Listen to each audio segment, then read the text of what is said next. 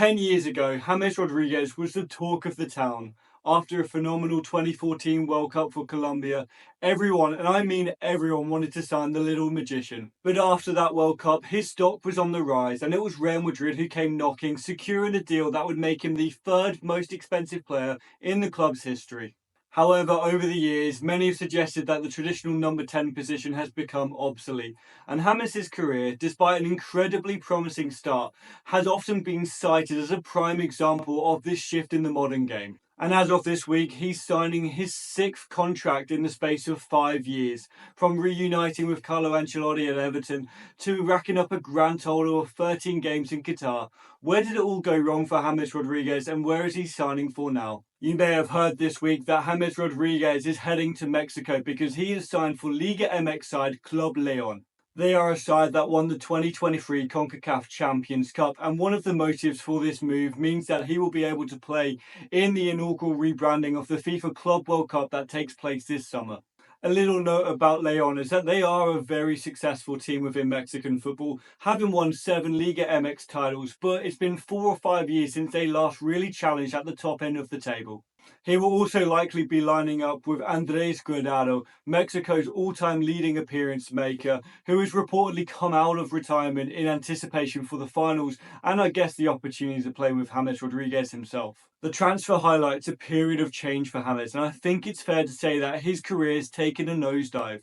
Although if you look at his trophy cabinet, it includes 2 Champions League titles with Real Madrid, 2 Bundesliga titles with Bayern Munich, a DFB Pokal with them, and also a La Liga title in Spain.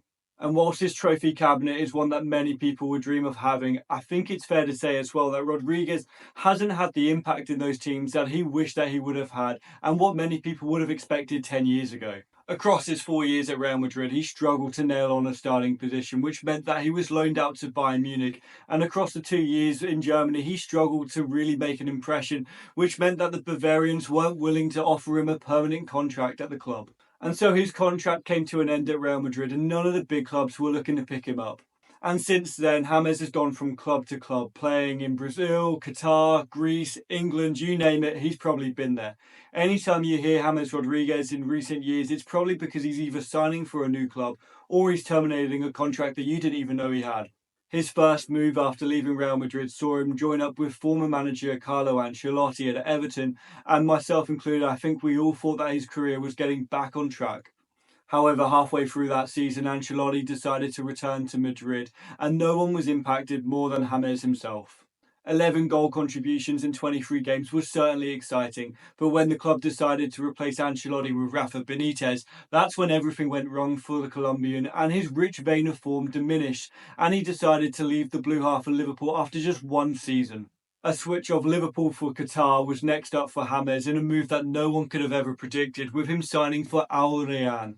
However, 1 season was enough for the 2014 Puskas Award winner, as he decided to switch Qatar for Greece by joining the giants of Olympiacos.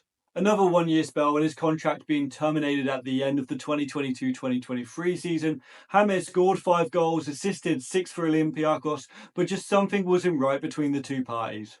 Next up was a move much closer to home as James returned to South America, but this time signing for Brazilian side Sao Paulo. Just 1 year out from the Copa America at this point, James needed to get himself in good shape, in good conditions ahead of the tournament where he was likely going to captain his country. But things didn't go well in Brazil. 12 matches played, 1 goal, 2 assists. It was a move that was far from perfect, and James was already eyeing up a move back to Europe. But it was time to focus on the Copa America and put all of his club instability to one side. Despite his struggles, James has shown flashes of the brilliance that once captivated the world. His technical ability, vision, and dead ball qualities all remain undeniable. Even in his first season at Real Madrid, he came up with 26 goal contributions and was a part of the 2017 La Liga winning side.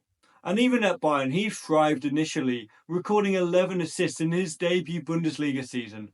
Considering all of the qualities that once made James a global superstar, he was able to put all of the club-level turbulence to one side to focus on last summer's Copa America.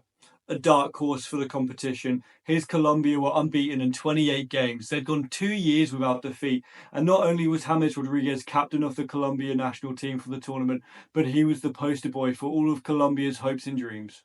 Many questioned if a bad campaign in Brazil would ruin their entire hopes at the Copa America, but they kick-started their efforts with a 2-1 win over Paraguay. Not only did Rodriguez get 2 assists, but he earned man of the match for the game.